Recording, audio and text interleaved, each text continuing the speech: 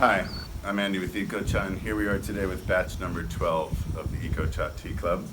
And this month we have a tea from the north of Taiwan, from Muzha in Taipei County, or the Greater Taipei area as it's now called. Muzha is historically renowned for its production of traditionally made Tieguanyin Oolong.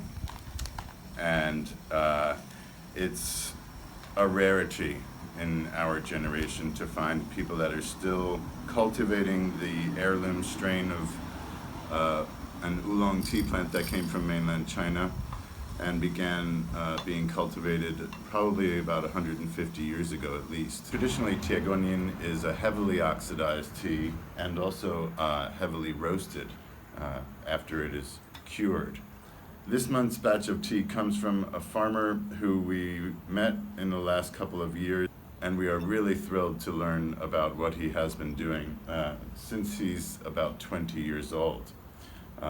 He inherited his family tea farm over 30 years ago and has dedicated his career as a tea maker to preserving his tradition of making traditionally made Tieguanyin Oolong.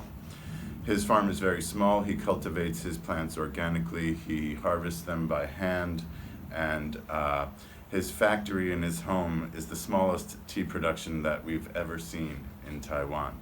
He can his setup can accept about it's 200 tai jing, which would be about less than 150 kilos of fresh leaf, meaning that it produces about 35 kilos of tea, or 30 kilograms of tea. So given that his whole production is quite small, he can control it in a way that he is willing to put the time and considerable effort into making this type of tea. Given that it's a heavily oxidized tea, it takes a long time to make. It requires about double the time of any other type of oolong that is made here in Taiwan. So the leaves are harvested and then oxidized overnight, and then continue to be processed for up to about 3 days until it's completely done. The whole process is done. So one of the unique things about making Tieguanyin is that after it undergoes the kill green or cease oxidation step, where the leaves are exposed to high heat, they are wrapped in cloth balls, which is common for the rolling process of all oolongs. But the difference in Tieguanyin is that the leaves are kept in the cloth balls after the preliminary rolling and put into the roasting ovens and heated, not at a very high temperature, somewhere between 100 and 130 degrees perhaps.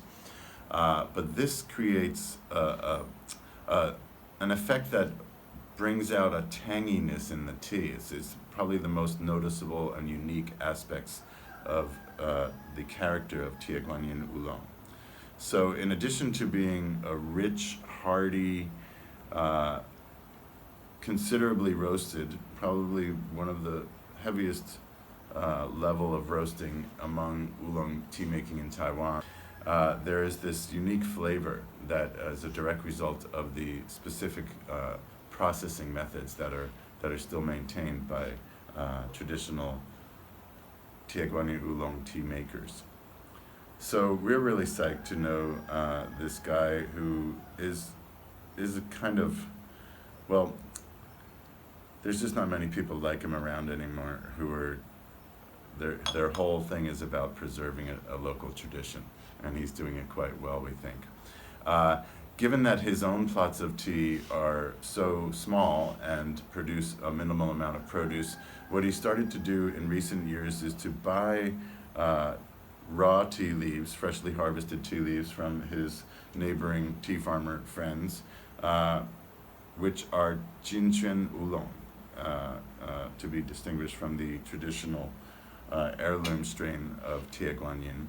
And he processes the Jinquan Oolong tea leaves in the same fashion as a traditional Tieguanyin Oolong. And after the separate batches of his own Tieguanyin strain of tea leaves are made along with the jinshen. He'll combine them in about a 50-50 proportion, half and half. He's after some research, he's decided that it's as simple as that. I can use half and half and still bring out this unique flavored tea with the help of additional produce from neighboring farms, given that his production is so small. So we think it's an ingenious idea, and we've learned in the process of learning about his whole production methods that the competition that is held by the Muzha Farmers Association has allowed for jinshen leaves to be entered into their competition simply because there's just not enough of the original strain left to produce a significant amount of tea. And the national judges, the professional judges,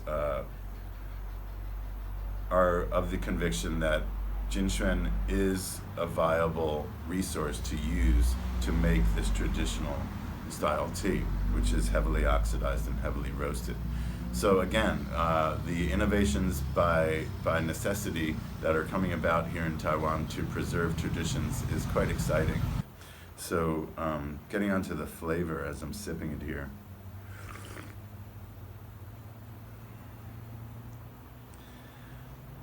Really rich, smoky, hearty, roasted flavor.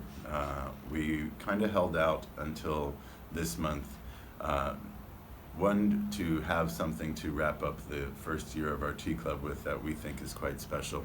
And two, given that it's November and many of our members are living in colder climates, we think that this tea going into the winter season is quite suitable. It's warming because of its roasted character. And there's an underlying sweetness and fruitiness, almost a dried fruit or preserved fruit flavor that comes from that particular step of putting the tea leaves in the tea ovens while they're still wrapped in a cloth ball and almost steaming them. It's quite an interesting step that is unlike any other step in the process of oolong tea making that we have seen conventionally done here.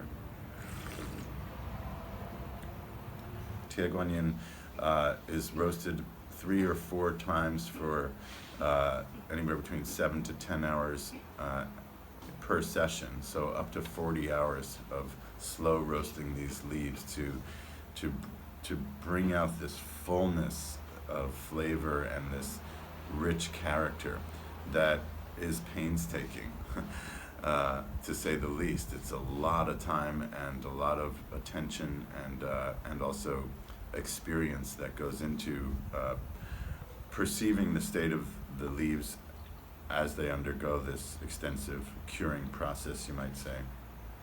So here we have it, batch number 12, traditionally made Tieguanyin Oolong from Muzha, Taipei, Taiwan.